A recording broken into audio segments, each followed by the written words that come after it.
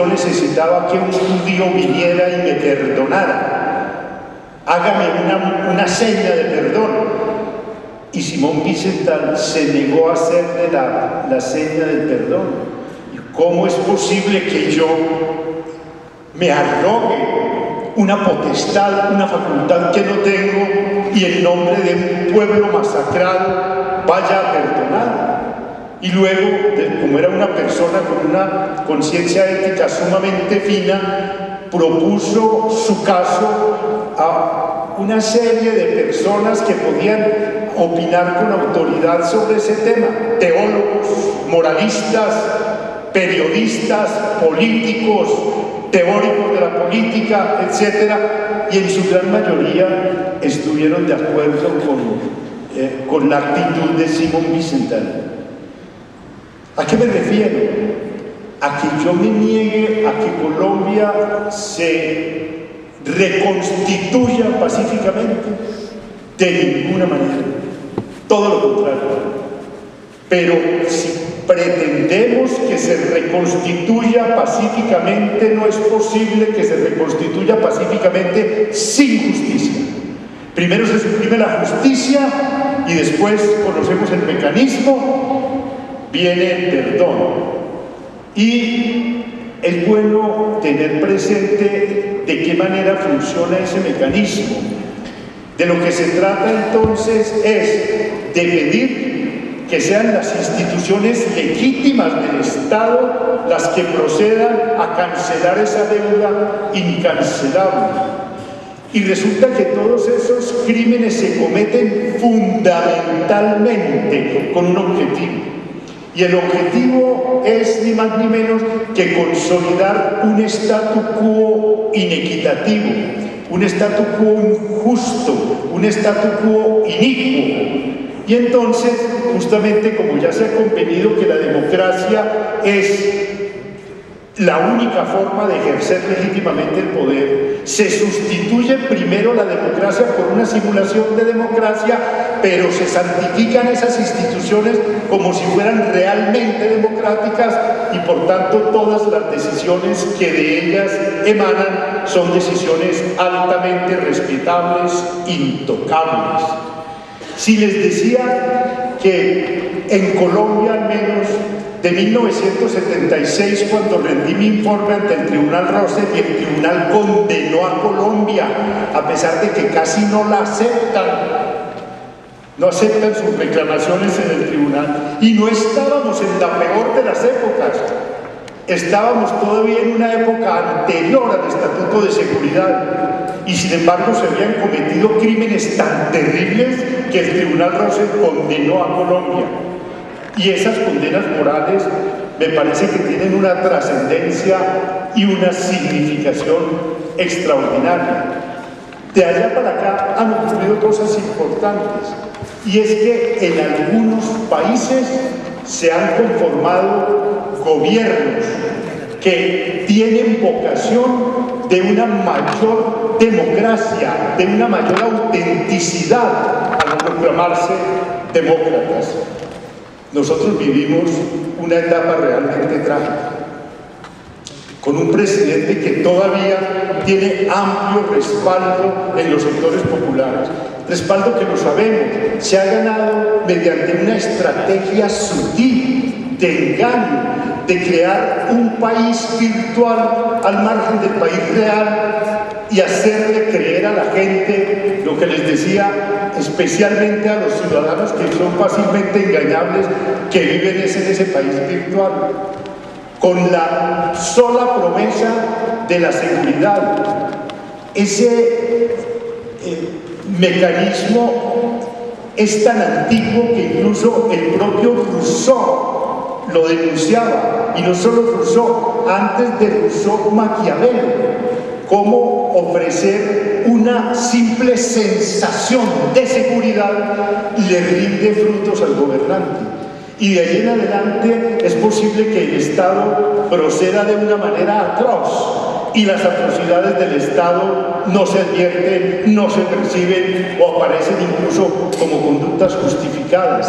Y cuando se invoca la legitimidad de las instituciones, lo que se está invocando en el fondo es la permanencia de un statu quo inicuo, impresentable, indecente, insostenible. De modo que yo celebro esta iniciativa de que hoy nos encontremos ante personas de una calidad ética y humana como las que constituyen este Tribunal Permanente de los Pueblos, que van a escuchar sin duda con imparcialidad, con ecuanimidad, las cosas que en el país ocurren y que muchas veces no son escuchadas por la justicia. Lo peor no es simplemente que haya impunidad es horroroso, pero que además haya impunidad selectiva, que se sabe cuáles son los crímenes, cuáles son las conductas criminales que van a ser perdonadas o que van a ser encubiertas, que se pueda decir que la Fiscalía engavetaba procesos contra los paramilitares porque recibía órdenes de que esos procesos contra personas que habían cometido crímenes de lesa humanidad le convenían al Estado. Contra eso tenemos que estar alertas. Hago una última reflexión. Decía que nosotros nos encontramos en una situación terrible y digo, a esa situación contribuye, a mi modo de ver, contribuyen los actos igualmente censurables de la guerrilla. ¿Por qué? Porque precisamente son invocados para desarrollar una política represiva encubierta que no toca desde luego a los miembros de la guerrilla, sino a ciudadanos inocentes o a ciudadanos demócratas, como está ocurriendo, que no comparten las tesis oficiales del Estado. ¿Qué hacer frente a eso? Cuando yo era estudiante de Derecho y cuando era profesor, consideraba que las reformas sociales radicales que necesita una sociedad y que desde luego necesita Colombia para vivir en paz, había que buscarlas por la vía democrática, y se me decía quimérico, ingenuo. Me parece que hoy es menos utópico pensar, por los ejemplos que hemos recibido de pueblos vecinos, es menos utópico buscar una reforma social radical por la vía democrática que por la vía de las armas. En este momento es impensable que un movimiento armado triunfe, de modo que no solo yo, aquí no me comprometo sino yo, por razones éticas, sino incluso por razones de resultado, por razones de eficacia, pienso que esa no es la vía y que no podemos seguir propiciando o estimulando una situación donde se cometen los peores crímenes, invocando la necesidad de vencer a la insurgencia. Una vez más, celebro la reunión de este altísimo tribunal, porque estoy seguro que su veredicto va a tener una trascendencia grande, porque ellos sí tienen los oídos abiertos para muchos crímenes frente a los cuales la justicia colombiana pone oídos sordos. Muchas gracias. Digo al público de respetar las normas del tribunal y de no.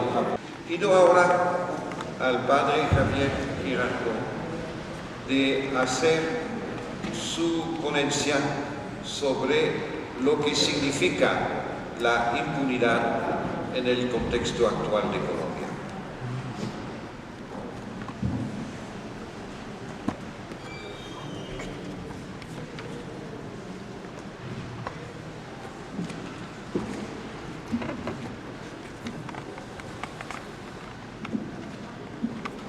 Señor presidente de este tribunal,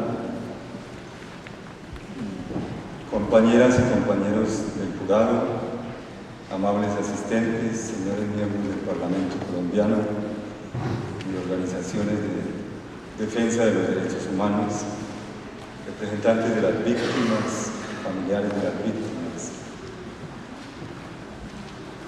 La impunidad es justamente lo que legitima iniciativas como esta, de convocar tribunales de opinión ante la ausencia de políticas y prácticas sancionatorias y correctivas por parte de las instituciones del Estado. Colombia ha vivido durante muchas décadas este fenómeno de la impunidad y se han producido también muchísimas reflexiones y análisis sobre el fenómeno de la impunidad. En un espacio pequeño, corto como estos, que necesitamos el tiempo sobre todo para escuchar a las víctimas y a sus defensores, a los testigos, voy solamente casi a enumerar algunos elementos que nos puedan ayudar a entender el contexto de impunidad que se vive en Colombia y que justifica este tipo de convocatorias a tribunales de opinión. Yo creo que una de las raíces de la impunidad en Colombia es demasiado profunda y hunde sus raíces en las mismas concepciones del derecho que se fueron imponiendo en la Edad Moderna. A medida que el derecho se fue convirtiendo en una disciplina que tenía profundas relaciones con la ética, con la moral, con los humanismos, con los principios políticos, etc., y que se fue convirtiendo en una técnica, se fue dando un divorcio entre la ética y el derecho. Y yo creo que en ese divorcio entre la ética y el derecho hay que buscar una de las raíces más profundas de la impunidad.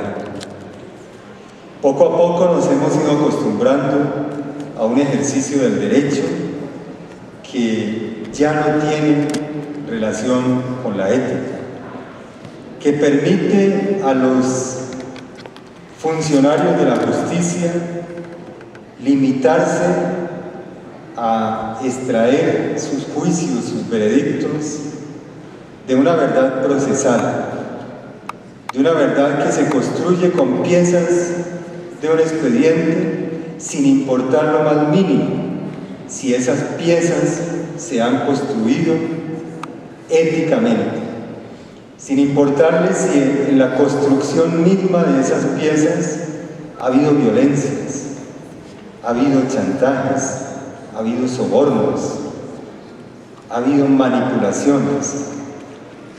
Toda esta concepción del derecho independiente de la ética, convertida en una técnica, me parece que ha abierto el camino, ha sentado las bases para construir mecanismos